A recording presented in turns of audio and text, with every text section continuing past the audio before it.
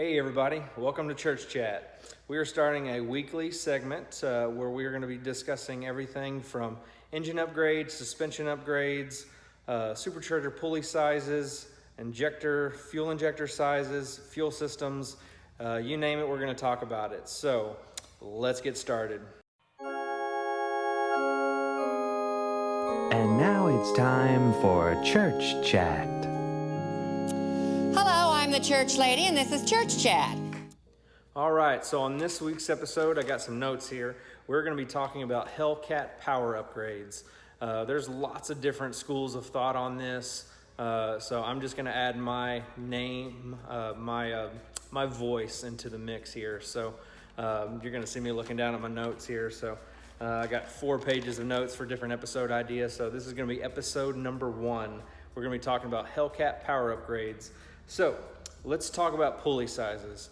That's one of the things that a lot of people will do when they first get started making modifications to their car is they'll go with, there's different companies. The most popular one in my opinion is Metco, where you'll remove your supercharger snout and swap over from the factory pulley over to a Metco pulley hub adapter where you can swap out various sizes. Now, the sizes that you choose are really related to what fuel system you have or what the fuel system can handle. So without getting too crazy technical and going into blower speed and all that good stuff of what the blower can safely handle, we are going to discuss the different sizes there are, what corresponds with different boost levels. My opinion is if you're going to change out the pulley, you're obviously going to be speeding it up. And when you increase boost, you're also increasing in heat. It's very typical it's very similar to a turbocharger. When we're talking about efficiency range, you might have a small turbo that spins at a higher boost that comes in low. Now, obviously, you can go too much where you are going to overspin it, which will produce heat. Then, of course, with the larger turbos, the efficiency range is a little bit different. So, the different boost levels that you run are going to vary your intake temps. Then of course, then you get into intercooler sizing and whatnot. But typically what I like to do, what I say is, if you're mostly stock, don't go any lower than a 285 pulley for a Hellcat. Leave your stock harmonic balancer alone. Definitely recommend pinning the crank, which we'll discuss in a later episode. But the fuel system, I believe, with a 285 pulley is completely adequate. You don't need a booster pump. You don't need bigger injectors. Pretty much just the pulley and have somebody that's capable of tuning, which is going to require some additional fueling. But mostly your main concern, in my opinion, is timing, because you don't want to have too much timing when you're increasing the boost level. Then from there, you can drop down to 275, 265, 250.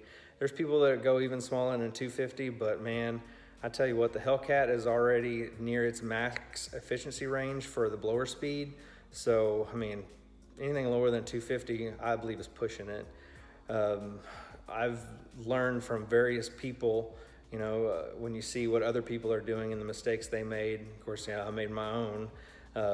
You find, what works and what doesn't. And I've seen some grenaded blowers. Most of the time we're seeing just extremely high intake air temps because of the boost level and and the speed in which we're spinning the supercharger produces a lot of heat. But realistically, a 275, in my opinion, you're gonna need to start looking at bigger injectors, minimum of 1,000 cc. Once you go up from there, from like a 265, I think that's where you're getting into either race gas and or ethanol. Now there's different things that you can do to your fuel system in order to support ethanol. We'll get into a few of those in later episodes.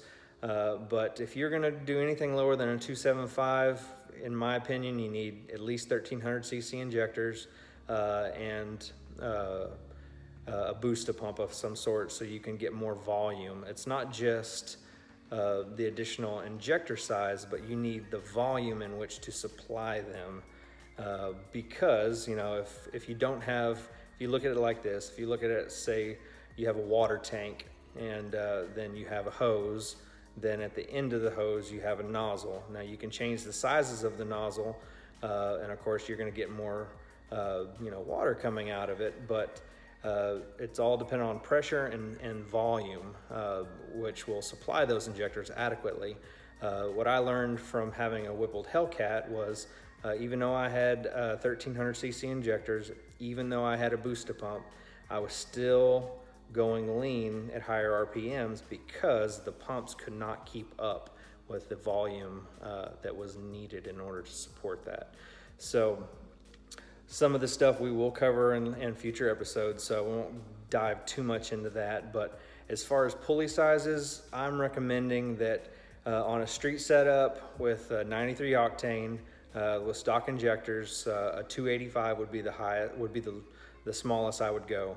From there, a 275, I believe you're going to need to get some 1000cc injectors at minimum.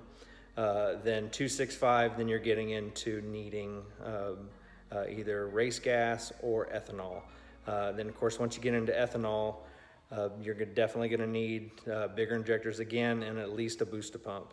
And right now, we're not even going to discuss lower pulleys at this point, but anytime you put a smaller pulley on, definitely I'm going to recommend that you pin the crank, double or triple pin.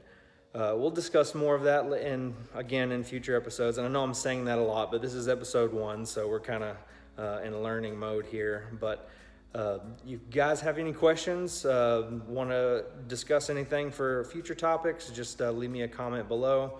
Again, this is just my personal opinion.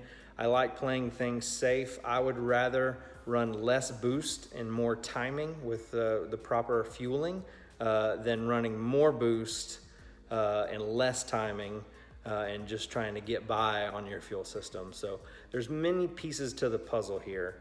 It's not just any one thing. Things have to work in unison together. We can't just throw a bunch of parts on the car and expect everything to work perfectly. Different parts work with different parts, and you know, lots of setups are different. The second thing that I want to mention just real quick is, you know, finding a proper tuner, because no matter what you do, you start modifying a car, adding boost, fuel, or timing, you are going to need somebody that knows what the hell they're doing. And not just on the power side of things, but these Hellcats and most of these Dodges use what's called torque management. Now, torque management is going to be on the mostly on the transmission side as far as pressures go. Of course, there's some ignition cut, you know, things that happen in between shifts as far as pulling timing, etc. But for the most part, once you start making power, any power over stock, you need additional line pressure going to each gear for the transmission. So definitely your tuner needs to be familiar with modifying torque management properly. We'll talk more about that later, but if you guys have any questions, you want to ask anything about pulley sizing, injector sizing, or suggest some topics, I have 4 pages of stuff here that I want to talk about in future episodes. So definitely, if something that you mentioned is not covered in here, I'm going to add it to the list. So, all right, guys, thank you for joining episode 1 of Church Chat. Hopefully we'll have this streamlined a little bit better, and I won't forget my tripod at work so the phone's not jiggling around here. So anyway, it's Billy from DFW Speed. You guys have a good one. Later. I have exorcised the demons. This house is clear. I put the team on my back. I do it all for the family. Everyone think they can rap. Nobody ever gon' challenge me. Started my week on a Sunday. They think they can make it in one day. I just been ready to take off. Waiting my turn on the runway. Never never be turning around, never be turning around, ayy. Never be slowing it down, never be slowing it down.